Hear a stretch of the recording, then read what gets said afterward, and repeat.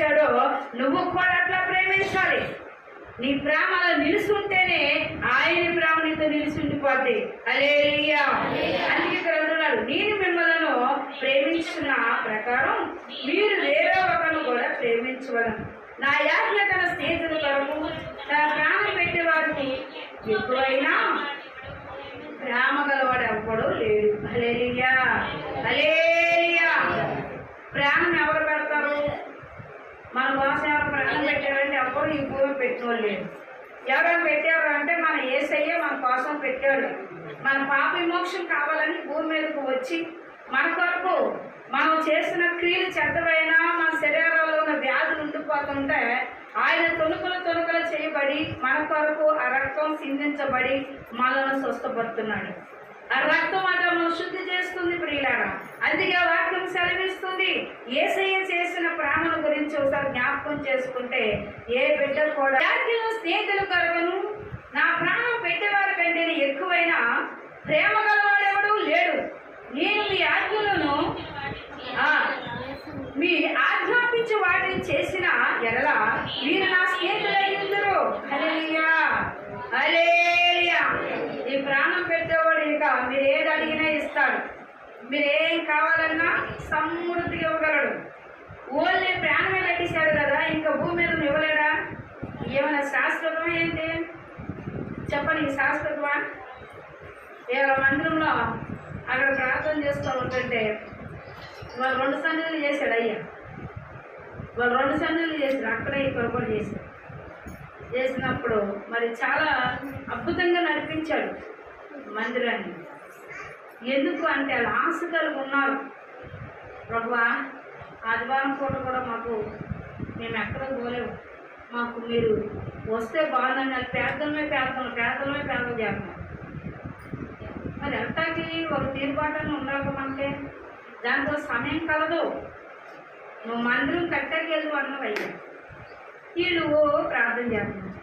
మళ్ళా ప్రభు మార్చేసి ఇలా కాదు, నేను మీకు సన్నిధి చేస్తాను, చూడండి ఎలా చేస్తానంట. అద్భుతంగా అస్సలు ఊహించినట్టుగా, అసలు ఎవరు అడగలేదు, అది చెప్పలేదు. ఏ కోసం ప్రార్థన కొంచెం నాకు చెప్పలేదు.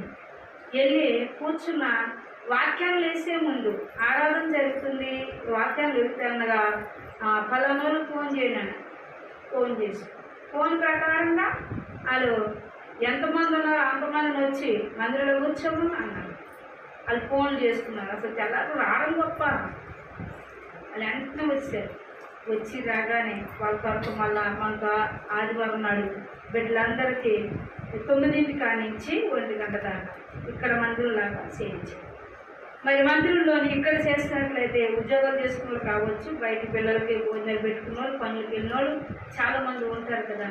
అలాంటి వారికి అవసరం తీర్చడం కోసం 6:30 to 9 పెట్టారు. వాళ్ళు సంతకాలు వచ్చి పడుకుంటారు అక్కడ. దేవుని స్తోత్రములు. హల్లెలూయా. ఆశ అండి, ఆశ కదా. ఆశ గల ప్రాణం ఏం చెప్పారు దేవుడు? తృప్తిపరిచేస్తాడు. వాళ్ళు అంటున్నారు, అయ్యా మాకు నిజంగా మేము అడుక్కోబట్టి నా దేవుడు మా ఎద్దకు వచ్చి మా పరిసర చేయించుతారు, మేము కోసం వెళ్ళలేకపోతున్నాం. కన్నీరు విడితే దేవుడు చెప్పనా? పిల్లలు ఏడితే అసలు ఆదార్చిన దేవుడు కదా. ఆయన అంత కలిపోయిన దేవుడు కాబట్టి చక్కగా 2 సన్నిధులు చేయడానికి వారు అసలు అమ్మగారు చెప్పలేదు.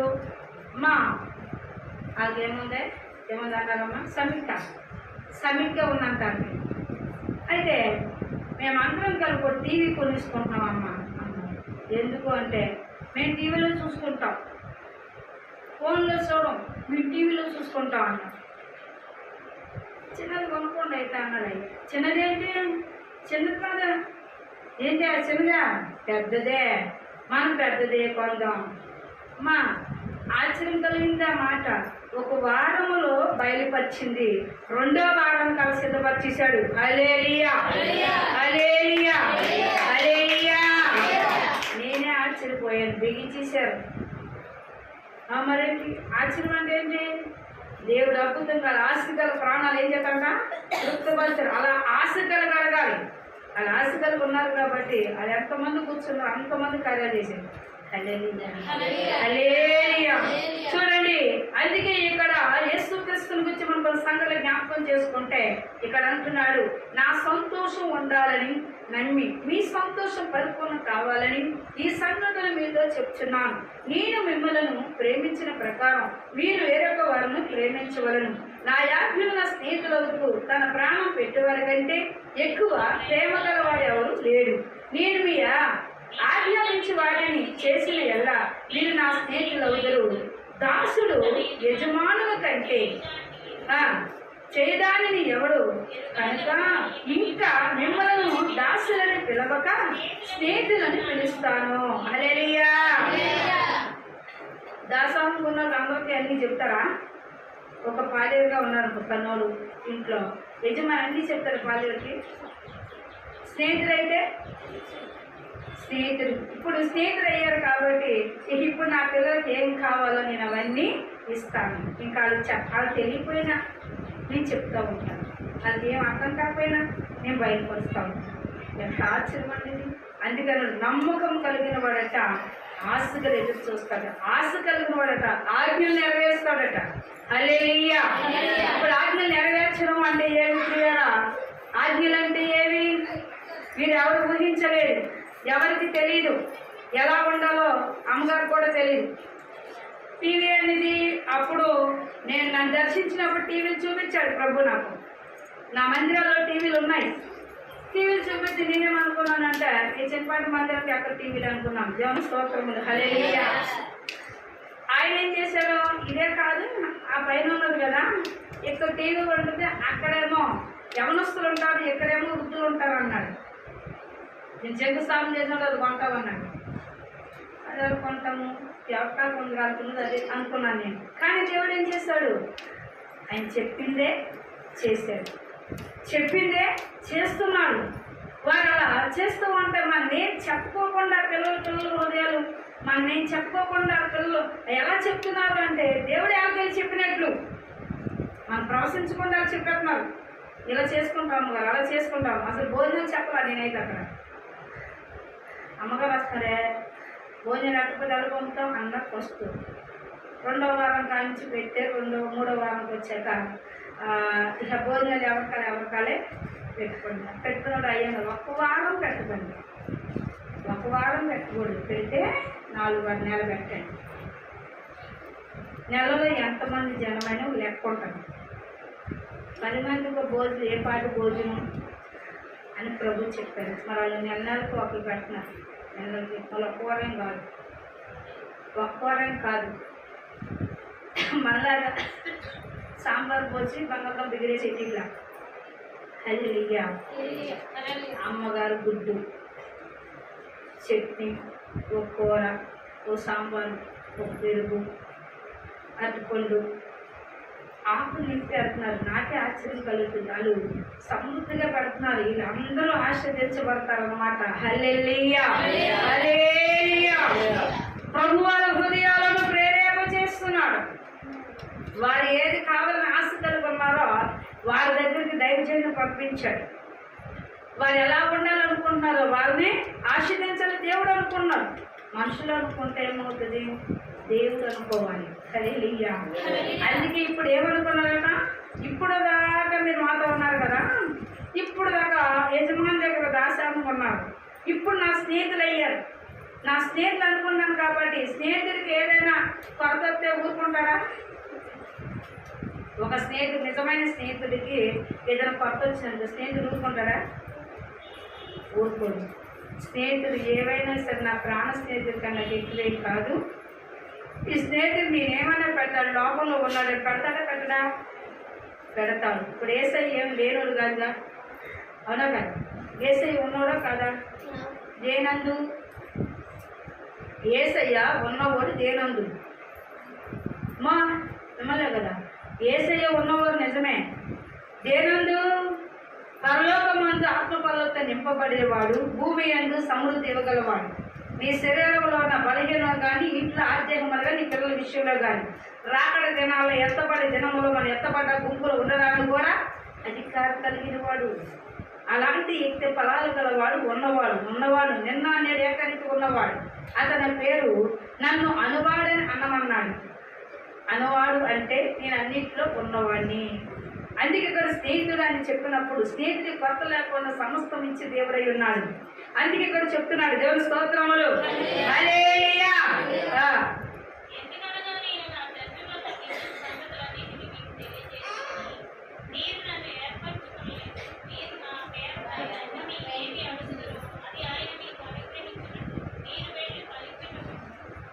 హల్లెలూయా. చూడండి, నేను ఏం చేస్తున్నానో మీరు కూడా చేయాలి. నా యాజ్ఞను నెరవేరుస్తున్నారు కాబట్టి ఆత్మ ఫలాలతో మీరు నింపబడాలి. చూడండి, భూఫలాలు ఇచ్చడం వల్ల ఆత్మఫలం లేకపోయింది అనుకోండి, రవాణంగా వచ్చినప్పుడు ప్రార్థన చేసినప్పుడు దేన్ని ఎదుర్కోవడానికి అవకాశం ఉంటుందా? దేవుడు ముందు ఏమి ఇస్తున్నాడు? కృపిస్తున్నాడు. కృపలో బలపడండి, బలమైన ఆత్మతో నింపబడండి, కొరతలు ఏంటి మీకు ఇస్తాను అన్నాడు. అప్పుడు దేవుడు ఇచ్చిన దాన్ని బట్టి కృప ఇచ్చినప్పుడు కృపను ఏం చేసుకోవాలట? బలపరుచుకోవాలి. దాని రోజు నీళ్ళు పోయాడు. అలా ప్రార్థన చేసుకుంటేనే అదేమవుతుంది, రోజు రోజు బాగా తొలుగుతుంది, మంచి వృక్షం అవుతుంది, మంచి ఫలాలు ఇస్తుంది. అది ఏ ఫలం ఇస్తుందని మనం గ్రహించాలి. చూడండి, ఒకవైపు ఆత్మ ఫలాలు ఉండాలి, మరొక వైపు భూఫలాలు కూడా ఉండాలి. ఆత్మ ఫలాల నుండి భూఫలాలు లేకపోయినాయి అనుకోండి, అప్పుడు నువ్వు ఎక్కడికి వెళ్తావు? మా కానికేసేవా, నేను మీ మీద ఆధారపడ్డాను కదా, నువ్వు కానికేపోతే నేనేం తింటాను? ఎవరిని అంటాను? సంఘాన్ని అంటారు. సంఘము పరిశుద్ధుని పోషించాలి, సామర్థ్యతది. సంఘం అంట పరిశుద్ధిని ఎందుకు పోషించాలి అంటే, సంఘము హెచ్చించగలిగితే ముందు పరిశుద్ధిని హెచ్చింపచేయడు దేవుడు, సంఘాన్ని హెచ్చింపజేస్తాడు. పిల్లలు బాగుంటాయి, పిల్లలు పెద్ద ఎవరిని పోషించాలి? తల్లిదండ్రులు. మరి తల్లిదండ్రులు ఎవరు? పరిశుద్ధులే కదా. పరిశుద్ధులకే ఫలాలు ఇవ్వాలి, అలా కానుకలు ఇవ్వాలి, దశభాగాలు ఇవ్వాలి. ఇచ్చినవన్నీ ఇవి ఎప్పుడు కాండి వచ్చాయంటే, ఆనాడు అబ్రహామే మొదలుపెట్టాడు, మోషే మొదలుపెట్టాడు. సమాధానకర్త అనే దేవుడు ఆ యాజ్ఞ ప్రకారము మంచి ఫలాలు ఇచ్చిన మంచి ఫలాలను దేవుడు ఆశీర్వదించడం మొదలుపెట్టాడు. హల్లెలూయా. ఆదాముతో సమాధానపరిచిన దేవుడు హేబెలు కయీను ఒక దీవెన వాళ్ళు ఇచ్చిన దశభాగాలు, కొన్ని దశభాగాలు దేవుడికి ఇష్టమయ్యాయి, కొన్ని దశభాగాలు దేవుడికి ఇష్టం కాలా. హేబెలు కయీను మనం చూస్తే ఇష్టమైన దశభాగాన్ని బట్టి దేవుడు మాట్లాడాడు. కొన్ని ఇష్టం లేదు, ఏంటంటే ఆయన దుర్బుద్ధితో ఇచ్చాడు. దేంతో ఇచ్చాడు? హేబెలు వాగ్దానం చేసినప్పుడు హేబెలు వాగ్దానం చేశాడు. వాగ్దానం నిలబడినప్పుడు అతను ఎలా ఇచ్చాడని మనం చూస్తే పిల్లరా, ఆడిచ్చాడు, నేను ఇవ్వకపోతే ఏంటనేది ఇచ్చాడు గర్వంతో. దేవుడు అంటున్నాడు, కుడి చేత ఇచ్చింది ఎడమ చేత తెలియకూడదు. నీ కానుకంతా కుడి చేత ఇచ్చింది ఎడమ చేత తెలియకూడదు. ఎందుకంటే దీనికున్న దీవుని దీనికి లేదు. మరి అవయవాళ్ళు అన్నీ కలిసి ఉన్నాయా లేదా? పోలే దీని పేరు అవుతున్నా, దీనికి బాధ లేదా?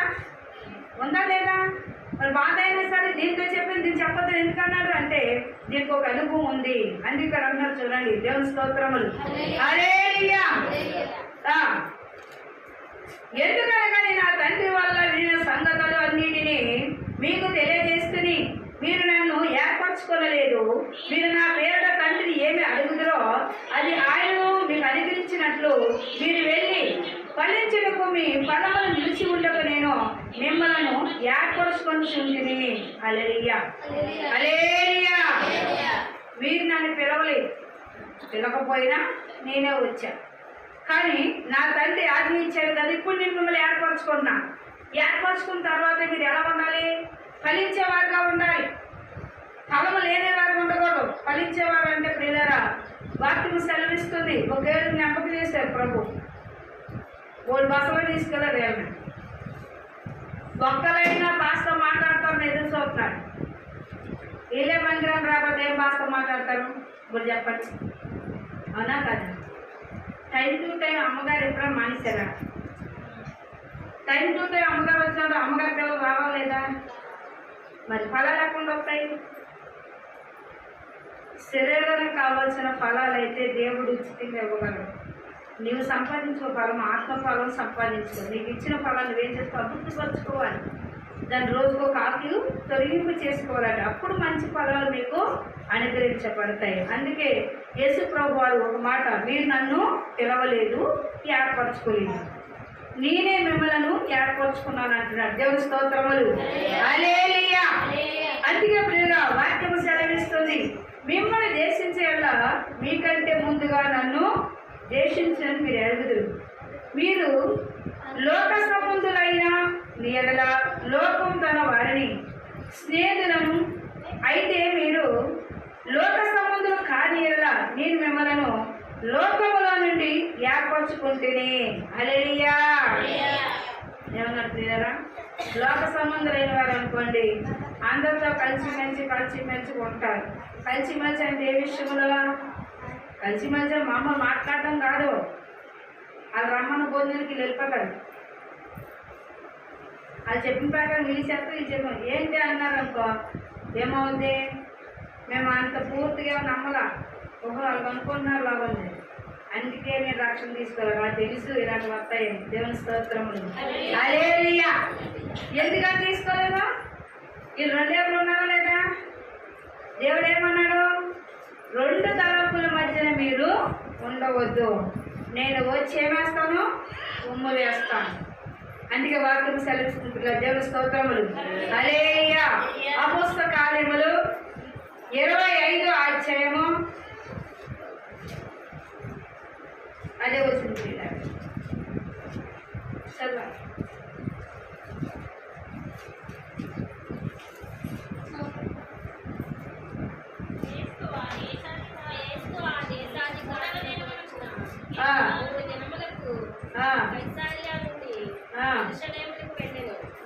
అప్పుడు ప్రధాన యాజకులను యూదులలో ముఖ్యులను పౌలు మీద తాము తెచ్చిన ఫిర్యాదు సంగతి అతనికి తెలియజేసి, మరియు త్రోవలో అతనిని చంపుటకు పొంచి ఉంది, మీరు దయచేసి అతనిని యెరూషలేమునకు పిలువనంపించుడని అతనిని కూర్చి ఫెస్తునంత మనవి చేసి, అందుకు ఫెస్తు పౌలు కైసరియలో కావలిలో ఉన్నాడు. చూడండి, ఇక్కడ మనం చూస్తే ఒక అధికారి అయిన వ్యక్తి, ఈయన క్రైస్తవుని యెరూషలేముకు వెళ్ళాడు. అప్పుడు ప్రధాన యాజకులు, యూదులు, ముఖ్యమైన వారు పౌలు మీద తాను చెప్పిన ఫిర్యాదు, అతను వెలుచున్న గ్రామాల్లోనూ స్వార్థ చేయడం వల్ల స్వార్థ చేస్తూ ఉంటే ఇతను అందరినీ మార్చేస్తున్నాడు, ఈ క్రైస్తవుడి కింద మార్చేస్తున్నాడు, ఈయన పట్టుకోండి, జైల్లో పడియండి, ఇలా చెప్పడం ఏంటని పట్టుకొని ఫిర్యాదులు చేశారు. అలా షౌలుని తీసుకెళ్ళి బంధించేశారు. బంధించేస్తే ఇతనికి ఎవరైనా బంధువులు ఉన్నారా అని అడుగుతున్నాడు ఈ రాజు. ఇక ఏమైనా బంధువులు ఉన్నారా అంటే ఇతని మీద చాలా సార్లు చెప్పారు. ఎట్లా కన్నారు రకరకాలుగా ఇతను అందరిని మార్చేస్తున్నాడు, ఇతను క్రైస్తవుడండి, ఇంకో ఏ ఊళ్ళో వచ్చాడో తెలియదండి అంటూ రకరకాల షాపులు పెట్టారు. ఇతను బంధించారు. బంధించిన తర్వాత ఇతని గురించి చెప్పడానికి అన్నా నాకు ఎవరు బంధువులు లేరన్నాడు. ఆ బిగ్గు అవుతుంది, హౌదీ కాపర్, నాకు ఎప్పుడు లేరండి అన్నాడు. మరి నీ సంగతులు ఏంటి అన్నాడు. నా సంగతి నేను చెప్పుకుంటాను అన్నాడు. దేవుని స్తోత్రములు. హల్లెలూయా. 26వ అధ్యాయంలో చెప్తూ ఉన్నాడు, అగ్రిప్ప రాజా పౌలు చూచి నీ పక్షము చెప్పుకున్నకు నీకు సెలవీని ఎడలను. అప్పుడు పౌలు చేసాచి ఇలాగూ సమాధానం చెప్పసాగిను, అగ్రిప్ప రాజా, తమరి యూదుల్లో ఉండు సమస్తమైన ఆచారములను విధానములను విషేకముగాను ఎరుగువారు కనుక యూదులు నా మీద మోపిన నేరములన్నిటిని గుర్చి నేడు తమ ఎదుట సమాధానం చెప్పుకున్నకు నేను ధనుడని అనుకొనుచున్నాను. హల్లెలూయా. హల్లెలూయా. నా తరపు వాదించేవారు ఎవరు లేరయ్యా అంటే కోర్టులో ఏం చేస్తారు? నీ కేసు నువ్వే వాదించుకోమంటారు. అలాగే అగ్రిప్ప రాజు గారు ఏమన్నారు, నీ గురించి మీరు చెప్పమన్నారు. అయితే నాకు ఒక అవకాశం ఇచ్చారు కాబట్టి చాలా ధన్యునండి, మీ సభలో నన్ను నిలబెట్టి ఈ అవకాశం ఇచ్చారు కాబట్టి నేను చెప్పుకుంటాను. నేను ఎవరినో అసలు నేను ఏ స్థితిగతికి వచ్చాను అనేది మీకు చెప్తానని చెప్పాడు. దేవుని స్తోత్రము. హల్లెలూయా.